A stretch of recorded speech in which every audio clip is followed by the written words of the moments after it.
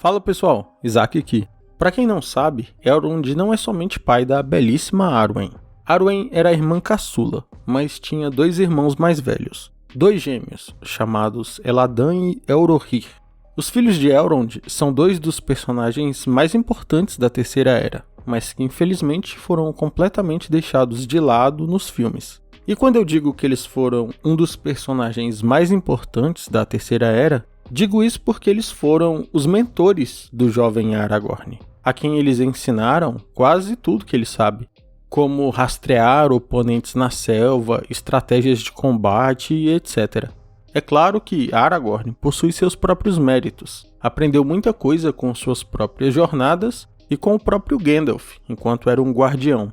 Mas, de toda forma, os mentores oficiais, que inclusive ajudaram a criar o pequeno Aragorn quando este ainda era um menino, foram os filhos de Elrond, Eladan e Elrohir. Além disso, embora não seja mostrado nos filmes, os gêmeos participariam das batalhas de maior importância na Terceira Era, como a Batalha de Minas Tirith e também da batalha perante os Portões Negros de Mordor. Vamos falar mais sobre isso neste vídeo.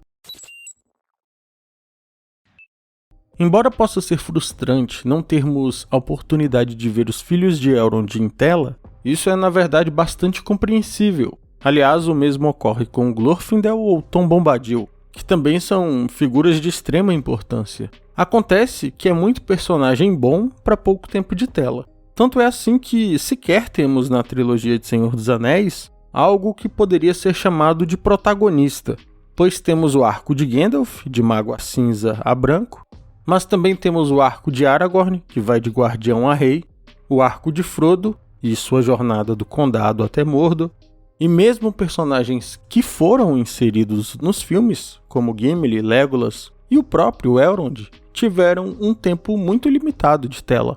E mesmo assim, os filmes já possuem em suas versões estendidas aproximadamente 4 horas, praticamente o dobro da duração de um filme comum. Portanto, o mais adequado para retratar visualmente a obra de Tolkien seria mesmo uma série. Os produtores teriam material para criar um universo compartilhado gigantesco, caso fizessem isso, com a vantagem de que as histórias já estão prontas, era só fazer o roteiro e filmar. Por exemplo, numa mesma série, poderia ser explorada a vida de Aragorn como guardião, seu desenvolvimento enquanto jovem e, paralelamente, também a história dos filhos gêmeos de Elrond. Afinal, as vidas deles são entrelaçadas. Mas é claro que o que eu estou teorizando aqui seria no plano ideal, em séries de televisão feitas 20 anos atrás, na mesma época em que os filmes foram feitos, e com um diretor que estivesse preocupado em ser o mais fiel possível à obra.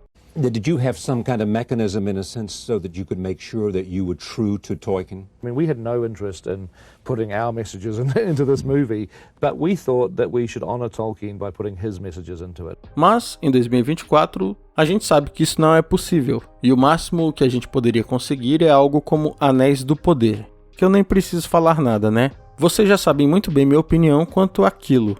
Então deixe eu seguir com a história dos gêmeos que todo mundo ganha mais. Elrond se casou com a filha de Galadriel, uma elfa chamada Celebrian. Desse casamento, nascerão os gêmeos Eladan e Elrohir, e também a caçula Arwen. Eles nasceram já na Terceira Era, no ano 130, portanto, depois da Guerra da Última Aliança. Essa guerra em que vemos Elrond lutar no começo do primeiro filme e onde Sauron teve seu corpo físico destruído. A principal função dos filhos de Elrond era liderar as patrulhas élficas que guardavam as fronteiras do reino élfico e impedir que os orcs adentrassem, e caso eles o fizessem, era também função deles caçá-los. No ano 2509 da Terceira Era, a mãe dos gêmeos estava indo visitar os pais dela, no caso Galadriel e Celeborn, em Lothlórien.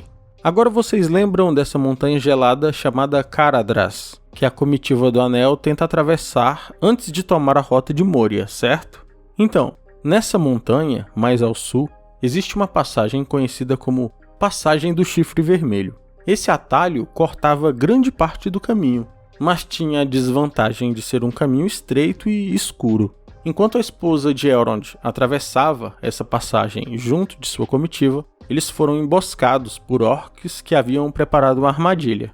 Os guarda-costas dela foram mortos, os demais elfos fugiram e ela foi sequestrada e torturada pelos orcs. Seriam exatamente os filhos dela, os gêmeos Eladan e Eorohir, que ficaram sabendo que a mãe deles havia sido sequestrada e foram lá e conseguiram a resgatar. Aspas para os apêndices do Retorno do Rei.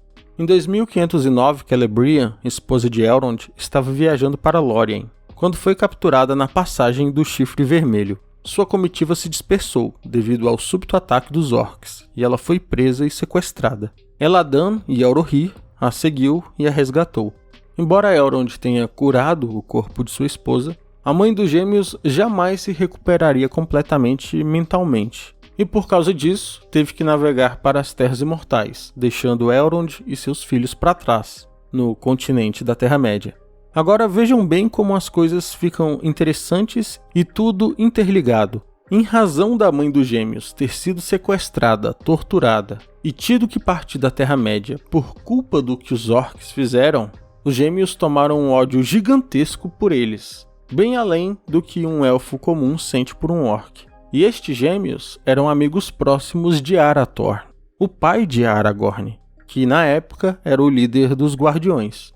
Arathorn, por sua vez, absorveu dos gêmeos o ódio exacerbado pelos orcs ao ponto de se tornar inconsequente em batalha.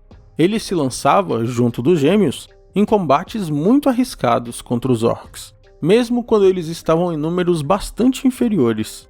A impulsividade de Arathorn se tornou algo tão perceptível que o pai da futura esposa dele e mãe de Aragorn ficou contra o casamento deles, pois ele pressentia que Arathorn iria morrer cedo. Aspas novamente. A esse casamento de Rael, o pai da moça, se opunha. Arathorn é um homem austero e já adulto, e será líder antes que se espera. Apesar disso, meu coração pressente que sua vida será curta, dizia ele. E de fato foi. Apenas 2 anos após o casamento, Arathorn morreu. Os filhos de Elrond, inclusive, estavam em sua companhia, e foram exatamente eles quem trouxeram o corpo de volta para a viúva e o pequeno Aragorn, que possuía então apenas 2 anos. Aspas. Mas Aragorn tinha apenas 2 anos quando Arathorn saiu cavalgando num ataque contra os orcs. Acompanhado dos filhos de Elrond, foi abatido por uma flecha orc que lhe perfurou o olho, e dessa forma ele realmente viveu pouco para alguém de sua raça, tendo apenas 60 anos quando tombou. Com a morte de Arathorn, Elrond levou Aragorn e a mãe dele para morar sob sua proteção em Valfenda, onde ele foi criado e educado. Os gêmeos haviam desenvolvido uma forte ligação com Arathorn, por ter lutado ao lado dele em várias ocasiões. Sendo assim, a morte de Arathorn em batalha, na frente dos olhos deles, foi um duro golpe para eles. E Eladan e Eorohir sentiram profundamente a perda não só de um aliado, mas também de um amigo. Com isso, eles passaram então a se dedicar a proteger e servir de mentores a Aragorn, o que pode ser visto também como uma extensão da lealdade e amizade que eles tinham com o pai de Aragorn. Os gêmeos levavam o jovem Aragorn em suas expedições contra os orcs, o ensinava tudo que podia, e quando retornavam ainda elogiavam para o Elrond, falando coisas do tipo: pai, você tinha que ver, se não fosse o Aragorn, não sei o que seria da gente. Agora, uma coisa que é muito interessante é a humildade dos filhos gêmeos de Elrond, porque vejam bem, Eladan e Eorohir aceitariam inverter os papéis com Aragorn no futuro. Como assim? Então, na Batalha de Minas Tirith, eles aceitariam ser liderados por aquele que foi aluno deles, e que, em comparação à idade que os gêmeos possuíam, mais de 2.500 anos, Aragorn poderia ser considerado uma criança. No entanto, não era assim que eles pensavam. Os filhos de Elrond respeitavam profundamente Aragorn e o homem que ele havia se tornado, e seguiram sua liderança mesmo antes de ele se tornar rei. Aspas para o Retorno do Rei quando eles chegam ao auxílio de Minas Tirith. Lá vinham Legolas e Gimli brandindo seu machado, e Eladan e Eorohir com joias em formato de estrelas na testa. Mas, à frente de todos, vinha Aragorn, com a chama do oeste, portando Andúril, como um fogo recém-aceso, Narsil reforjada, letal como antigamente. Em sua testa brilhava a estrela de Elendil.